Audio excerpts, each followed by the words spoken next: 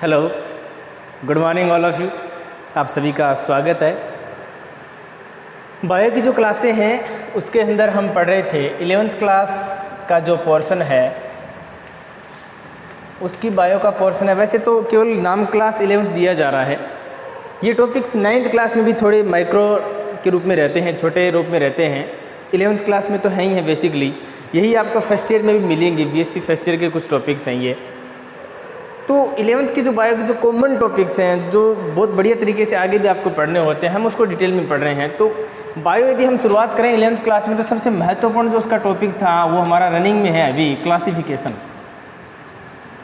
और क्लासिफिकेशन की यदि हम बात करें तो सबसे जो उचित और सर्वमान्य जो क्लासिफिकेशन दिया था वो एच.एफ. विटेकर ने दिया था 1969 में।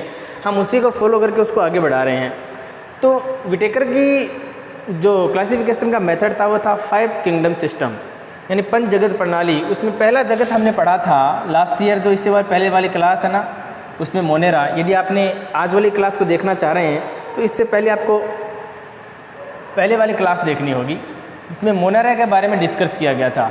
मोनेरा जो किंगडम है उसको देखना होगा। आज की जो हमारी क्लास है हम उसमें पढ़ना चाहेंगे प्रोटिस्टा। प्रोटिस्टा जो किंगडम है हम उसको पढ़ेंगे। ये एक प्रकार का फ्री किंगडम है।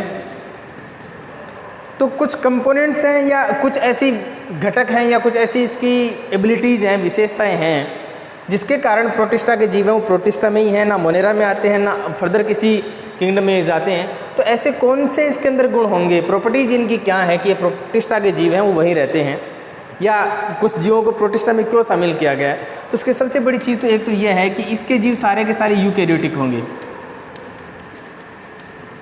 सारे के सारे जीव क्या होंगे, यूकैरियोटिक होंगे। इसका मतलब है इसमें क्या होगा, न्यूक्लियस यानी केंद्र क्या होगा, स्पष्ट केंद्र, न्यूक्लियस बिल्कुल इसमें स्पष्ट होगा। सेल मेम्ब्रेन पाई जाएगी, सेल मेम्ब्रेन, और या यूँ कह सकते हैं कि जो पार्ट्स हैं उसमें मेम्ब्रेन पाई जाएगी। कुछ डबल मेम्ब्रेन वाले भी इसके अंदर सेल ऑर्गन्स पाए जाते हैं, जैसे कि माइटोकॉन्ड्रिया है,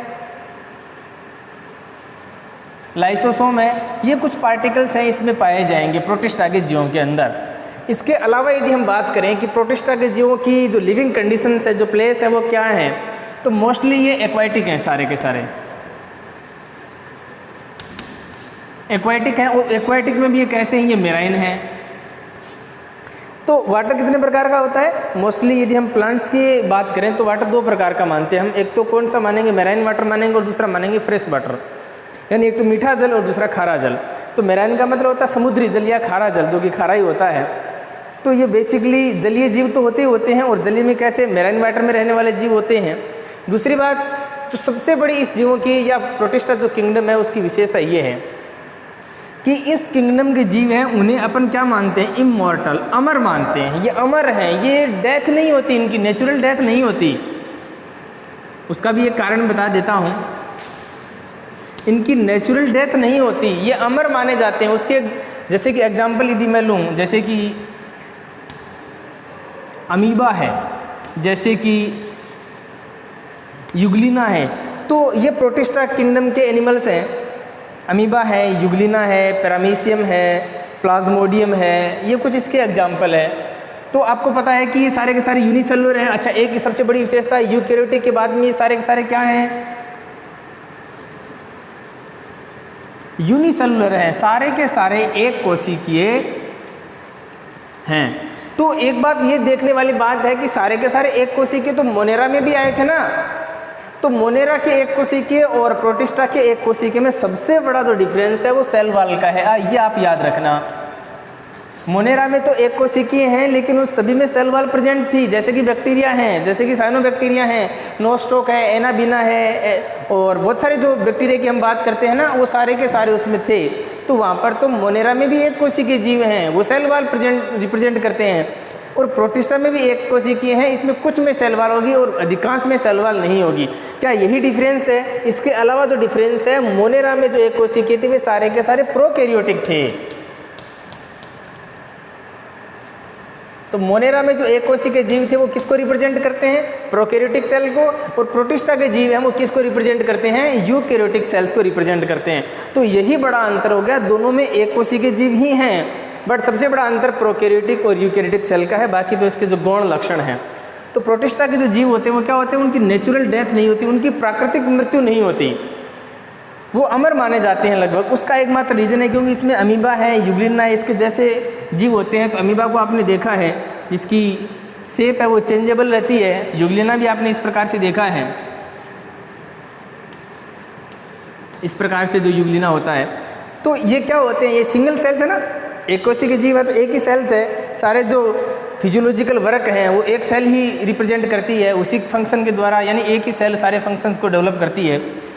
तो बाय द वे क्या होगा, ये इसका न्यूक्लियस है, यदि किसी कारणवश इसके 2 या 4 या 5 टुकड़े हो जाते हैं, किसी भी कारणवश, चाहे वो नेचुरली हैं चाहे वो आर्टिफिशियली हैं, तो जितने टुकड़े होंगे, टुकड़े में यदि प्रत्येक टुकड़े में न्यूक्लियस का कुछ पार्ट आ गया तो प्रत्येक टुकड़ा है एक नया क्या बना लेगा, नया अमीबा बना लेगा। तो नया पहले वाले से नया बनाना, जैसे कि हम हमारे टुकड़े कर दें, यदि हमारे 2 टुकड़े कर दें, 2 आदमी बनने चाहिए, तो ना तो 2 बन पाते हैं और पहले वाला हम हैं वो भी मर जाएंगे। तो यहाँ पर क्या हुआ, अमीबा एक था, इसको हमने काटा तो 2 अमीबा बन गए और दोनों जीवित हैं। ऐसा हमारे अंदर नहीं हो सकता, तो पहले वाले से नए बने हैं ना, इसलिए इस जीवों को क्या बोलते हैं, अमर मानते हैं। तो ये इसकी कुछ फर्दर जानकारियाँ हैं। अब हम पढ़ते हैं कि प्रोटिस्टा जो किंगडम है उन्हें हम फर्दर कितने भागों में डिवाइड करते हैं। तो प्रोटिस्टा को हम आगे चलकर 5 और भागों में डिवाइड करते हैं। तो ये आप थोड़ा सा नोट कर लीजिए, मैं इसको रफ करके उसके पार्ट्स बना लेते हैं या उसको पढ़ते हैं आगे।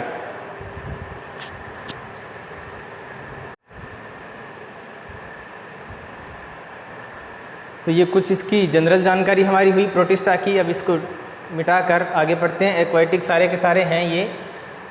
तो ये जो प्रोटिस्टा हमारा जो किंगडम है उसको फर्दर आगे जब हम डिवाइड करेंगे तो मोस्टली हम इसकी 5 क्लास बना लेते हैं, यानी इसको 5 भागों में फर्दर डिवाइड करेंगे प्रोटिस्टा को।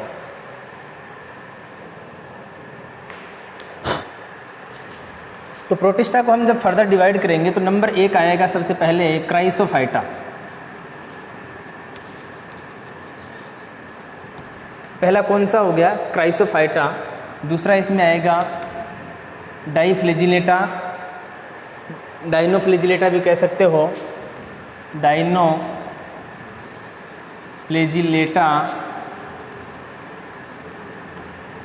तीसरा यूग्लिनोइड, यूग्लिनोइड।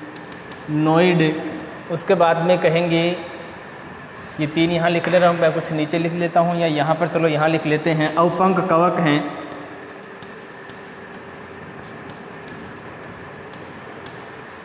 पांचवा जो पोर्शन रहेगा इसका वो प्रोटोजोआ का रहेगा। तो ये बेसिकली इसके 5 हमने फर्दर और डिवाइडेशंस किए हैं। बाद में इसके थोड़ी सी एक अलग प्रकार की टेबल हम बनाएंगे। देखिए क्राइसोफाइटा, ये किसका डिवाइडेशन है, ये डिवाइडेशन आपके प्रोटिस्टा जगत का। तो जो क्राइसोफाइटा है इसके अंदर डाइटम्स आते हैं और सुनहरे सेवाल आते हैं। डाइटम्स हैं, सुनहरे सेवाल हैं। ये 2 बड़ी चीज़ें आपको क्राइसोफाइटा के अंदर देखने को मिलेंगी। तो क्राइसोफाइटा जनरली यदि हम माने तो सबसे पहला या प्रिमिटिव प्रकार के जो प्रोटिस्टा हैं वो आपको यहाँ पर मिलेंगे। डाइटम्स की यदि मैं बात करूँ तो डाइटम्स सुनहरे सेवाल को कहते हैं, जैसे कि नेविकुला है, यहाँ पर एक नाम लिख देता हूँ मैं।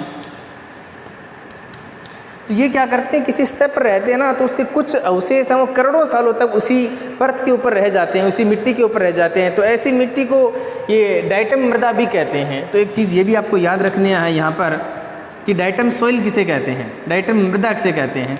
तो कुछ सुनहरे प्रकार के जो सेवाल्स हैं वो किसी सतह पर करोड़ों सालों तक चिपक कर रह जाते हैं। तो वहाँ पर सोइल है वो इस प्रकार से कलेक्ट हो जाती है, तो वो अजीब प्रकार की एक सोइल बन जाती है, उसे क्या कहते हैं, डाइटम सोइल कहते हैं। तो ये तो आपका हो गया पहला। क्राइसोफाइटा में क्या होंगे, आपको डाइटम्स मिलेंगे, सुनहरे सेवाल्स मिलेंगे, जैसे कि नेविकुला है, और भी कुछ एल्गी आपको मिलेंगी। लेकिन शर्त क्या है, सारे के सारे यूनिसेलुलर होंगे, एक कोशिकीय होंगे और प्रोकैरियोटिक सेल्स के जो लक्षण है उसको रिप्रेजेंट करेंगे। डाइनोफ्लेजिलेटा, डाई का मतलब यहाँ पर 2 से है, फ्लेजिलेटा का मतलब यहाँ कशाब है, यानी इसमें कितनी कशाबिकाएँ पाई जाएंगी, 2 कशाबिकाएँ पाई जाती हैं। तब आप इसे क्या कहेंगे, डाइनोफ्लेजिलेटा है। यानी फ्लेजिला तो उपस्थित होगी, लेकिन फ्लेजिला के नंबर क्या रहेंगे, 2 रहेंगे। जनरली क्या होता है, सिंगल फ्लैजिला होता है। जैसे कि मैं एक उदाहरण के तौर पर आपको समझा रहा हूँ, जैसे कि ये कोई एक एनिमल है, एक कोई के इसके ऊपर ये सिंगल फ्लैजिला है, लेकिन यदि ये हैं, इस कंडीशन को क्या बोलते हैं, डायनोफ्लैजिलेटा कंडीशंस कहते हैं।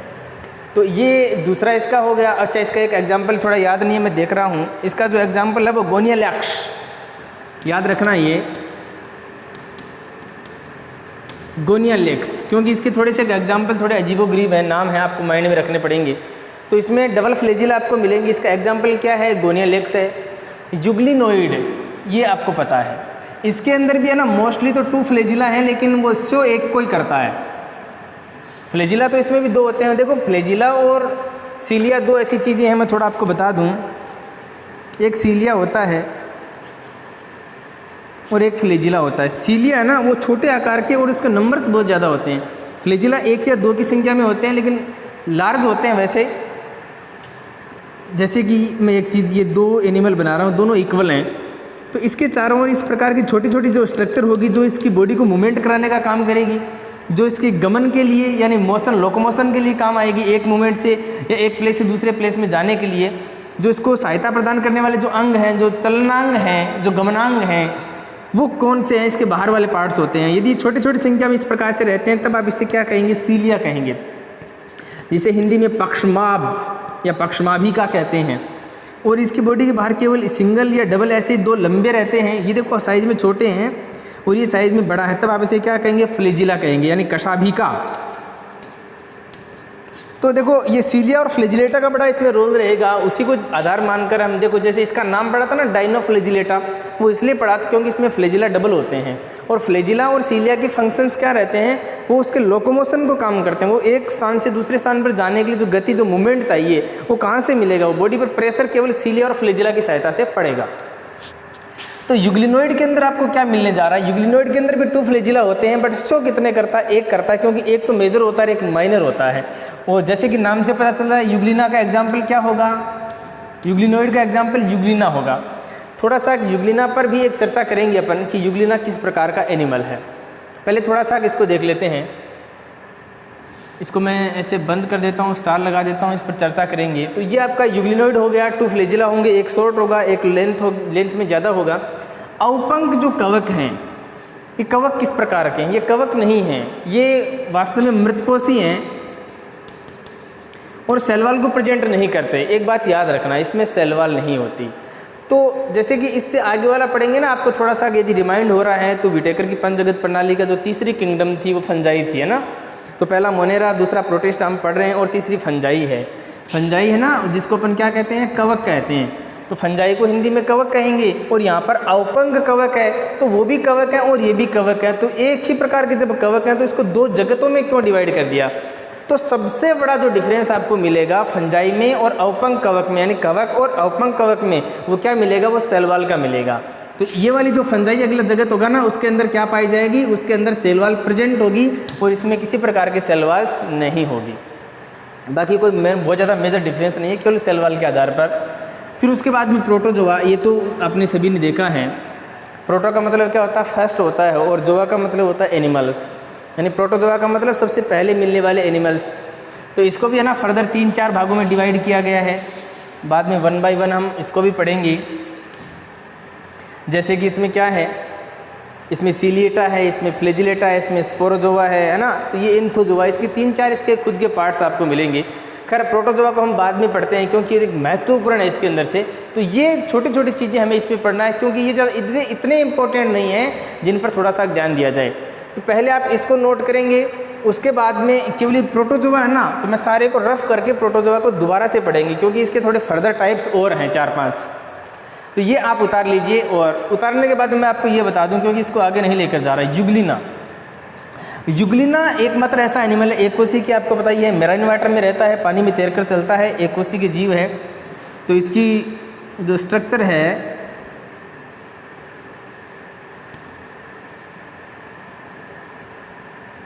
लगभग इस प्रकार की मिलेगी।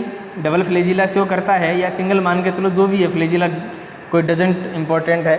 अब देखिए इसके अंदर इसका न्यूक्लियस भी होगा, इसके सारे के सारे बॉडी के फंक्शंस भी होंगे, इसके अंदर माइटोकॉन्ड्रिया भी होगा। यूग्लिना के अंदर आपको क्या मिलेगा, इसकी जो सबसे बड़ी चीज़ होगी ना, इसके अंदर आपको क्लोरोफिल मिलेगा। यूग्लिना में। अच्छा, यूग्लिना को किस में इन्वॉल्व किया गया? प्रोटिस्टा में। मैंने बताया प्रोटिस्टा में सारे एनिमल होते हैं, सेल वॉल नहीं होती इसलिए एनिमल है। और एनिमल तो है ना, वो तो ऑटोट्रोपस नहीं होते, वो तो हेट्रोट्रोपस होते हैं, वो तो पर्पोसी होते हैं, अपना भोजन स्वयं नहीं बना पाते। क्यों? In the absence of chlorophyll, क्योंकि पर्पोसियों में क्या नहीं होता? क्लोरोफिल नहीं होता, इसलिए वो अपना भोजन स्वयं में नहीं बना सकते। बट कुदरत ने यूग्लिना को एक ऐसी प्रकृति दी है कि ये जानवर है, ये एनिमल है, लेकिन इसके अंदर बाय द वे क्लोरोफिल पाया जाता है। तो ये जानवर तो है, तो जब ये इसको ना क्लोरोफिल है इसके अंदर, या सनलाइट इसको नहीं मिल पाती, सूर्य का प्रकाश नहीं मिल पाता, तब तो जल में रहने वाले सूक्ष्म जीवों को ये खाता है, यानी पर्पोसी की तरह कार्य कर लेता है, उन जीवों को मार लेता है, उनको खा लेता है। लेकिन यदि इसको सूर्य का प्रकाश मिल जाए तो इसका क्लोरोफिल है वो क्या हो जाएगा? एक्टिव हो जाएगा और फोटोसिंथेसिस कर लेगा। तो ये भी फूड का स्टोरेज उस मेथड से भी कर सकता है। इसलिए यूग्लिना एकमात्र ऐसा जीव है जो जंतु है लेकिन क्लोरोफिल होता है। इस कारण ये फोटोसिंथेसिस यानी प्रकाश संश्लेषण भी करता है और अपना भोजन स्वयं भी बना सकता है और सूक्ष्म जीवों को मार कर भी खा सकता है। यानी इसके अंदर स्वयपोषी और परपोषी दोनों के लक्षण हैं, यानी इसमें प्लांट और एनिमल दोनों के लक्षण हैं। इसलिए यूग्लिना को क्या मानते हैं? योजक कड़ी, connecting link between plant and animal. ये बात आपको हमेशा याद रखनी है। Connecting link between animal and plants, यानी पादप और जंतुओं के बीच की योजक कड़ी। ये याद रखेंगे, किस किस के बीच में? पादप एवं जंतुओं के बीच की योजक कड़ी, ये याद रखेंगे। तो ये यूग्लिना ना, ये इसके अंदर। अच्छा, यहाँ तक तो बात ठीक थी। यूग्लिना इसके अंदर भी आएगा, प्रोटोजोआ के अंदर भी, क्योंकि प्रोटोजोआ एक हमने नॉन कोडेड्स का पार्ट्स भी माना है। तो यहाँ पर तो इसके फर्दर टाइप्स हैं, लेकिन जब प्रोटोजोआ को हम अलग से पढ़ेंगे, क्योंकि प्रोटोजोआ प्रोटिस्टा का पार्ट तो है, लेकिन प्रोटोजोआ को एक फ्री हमने क्या मान रखा है? एक फाइलम भी मान रखा है। नॉन कोडेड की यदि बात करें तो उसमें 10 फाइलम आते थे, प्रोटोजोआ भी उसके अंदर इन्वॉल्व था। तो कुछ किताबें हैं वो प्रोटोजोआ को नॉन कोडेड्स की पहली फाइलम मानते हैं, संघ मानते हैं, और कुछ किताबें हैं प्रोटोजोआ को प्रोटिस्टा में मानते हैं। खैर, ये दोनों ही बातें सही हैं और हमें फ्री रूप से प्रोटोजोआ को अलग से हमें पढ़ना है। तो ये कुछ जानकारी आप उतार लीजिए, उसके बाद में हम आगे बढ़ते हैं।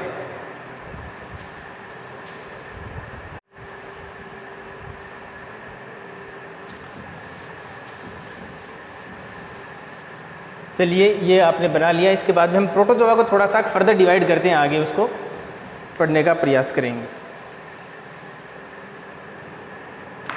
देखिए, हम बना रहे हैं प्रोटोजोआ। प्रो का मतलब क्या होता है? प्रारंभिक, और जोआ का मतलब होता है एनिमल्स, यानी सबसे पहले मिलने वाले जीव। तो हम प्रोटोजोआ को पढ़ रहे हैं, तो प्रोटोजोआ को हम फर्दर कितने भागों में डिवाइड करेंगे? 4 भागों में डिवाइड करेंगे। पहला जो भाग हमारा होगा वो होगा सीलिएटा।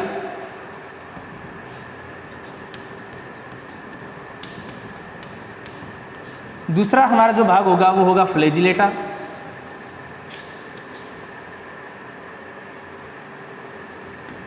तीसरा जो हमारा पार्ट होगा, ये लिख लेता हूँ मैं, हिंदी में साथ साथ में लिख लूँ, फ्लैजिलेटा।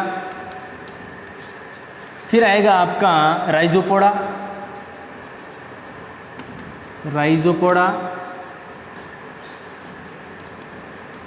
और चौथा होगा स्पोरोजोआ।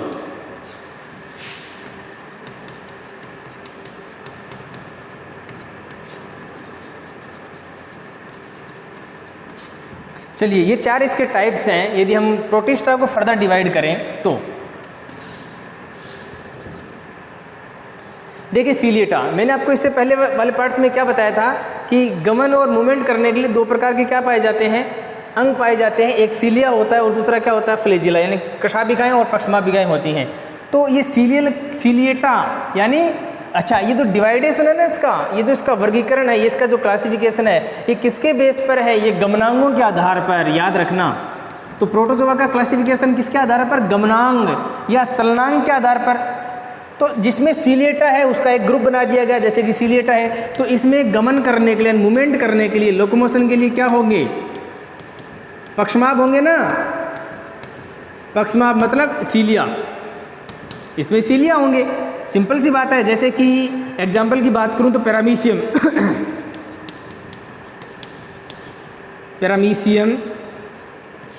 तो पैरामीशियम का देखा होगा आपने, इस प्रकार की उसकी स्ट्रक्चर बनती है पैरामीशियम की लगभग।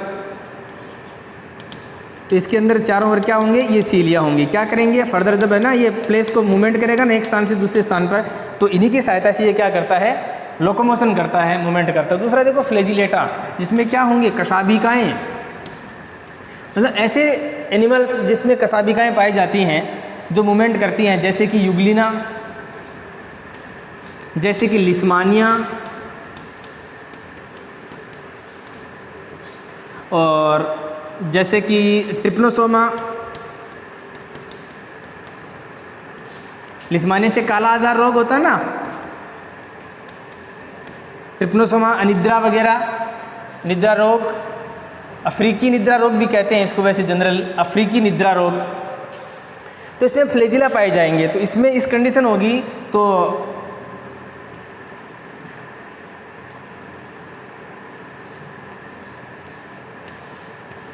ये आपका होगा युगलिना। तो इसके अंदर क्या होंगे, ये फ्लैजिला है, ये सीलिया, मैंने आपको पहले बताया था, फ्लैजिलेटा हो गया। राइजोपोडा, राइजोपोडा के अंदर क्या होंगे, इसमें कूटपाद पाए जाएंगे। एक स्थान से दूसरे स्थान पर मूवमेंट करने के लिए क्या पाए जाएंगे, कूटपाद पाए जाएंगे, जिन्हें अपन कहते हैं स्यूडोपोडिया। यानी पैर नहीं होते, किसी प्रकार के गमनांग नहीं होते मूवमेंट करने के लिए ना सीलिया होंगे ना फ्लैजिला होंगे, सूडोपोडिया होंगे, कूटपाद होंगे। उसे अपन क्या कहते हैं, राइजोपोडा कहते हैं। फॉर एग्जांपल अमीबा है, और अमीबा जैसा ही एक दूसरा है एंट अमीबा हिस्टोलिटिका, एंट अमीबा हिस्टोलिटिका या लाइटिका, जो भी कहें आप। ये दो अमीबा ऐसे हैं जिसके अंदर क्या नहीं होते, पैर नहीं होते। तो अमीबा की शेप का आपको पता है ना, इस प्रकार से निश्चित नहीं होती। तो जब ये मूवमेंट करता है ना तो लोकोमोशन होता है इसके अंदर, क्रमांकुंचन गतियों के द्वारा ही। ऐसे ये पैर तो नहीं होते, बट पैर जैसे संरचना बन जाते। कूट का मतलब होता है आभासी, पाद यानी पैर, यानी पैर नहीं होते लेकिन पैर जैसे ही स्ट्रक्चर बन जाती है ऑटोमेटिकली, इसमें इसे ही कूटपाद कहते हैं। जैसे कि अमीबा और एंट अमीबा हिस्टोलिटिका में है। स्पोरोजोआ, तो स्पोरोजोआ में है ना किसी प्रकार के गमनांग नहीं पाए जाते, ये याद रखना। ना सीलिया है, ना फ्लैजिला है, ना सूडोपोडिया है। यानी स्पोरोजोआ एक ऐसी वर्ग है इसका, कौन से का, प्रोटोजोआ का, जिसमें किसी प्रकार के कोई गमनांग नहीं पाए जाते। तो फिर मूवमेंट कैसे करेंगे, तो मूवमेंट अपने आप ही बॉडी के अंदर है ना, जो साइटोप्लाज्म है उसके आगे पीछे होने से क्रमांकुंचन गतियों से इसमें मूवमेंट होता है, और किसी प्रकार के इसमें सूडोपोडिया नहीं बनते। जैसे कि प्लाज्मोडियम,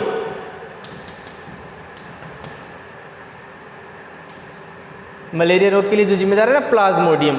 तो ये इसका फर्दर डिवाइडेशन हो गया, और ये हमारा प्रोटोजोआ का क्लासिफिकेशन हो गया। तो आपको अब प्रोटोजोआ भी दोबारा नहीं पढ़ना पड़ेगा। जब आप क्लासिफिकेशन पढ़ेंगे नॉन कोडेटा का, तो वहाँ पर भी नहीं पढ़ना पड़ेगा।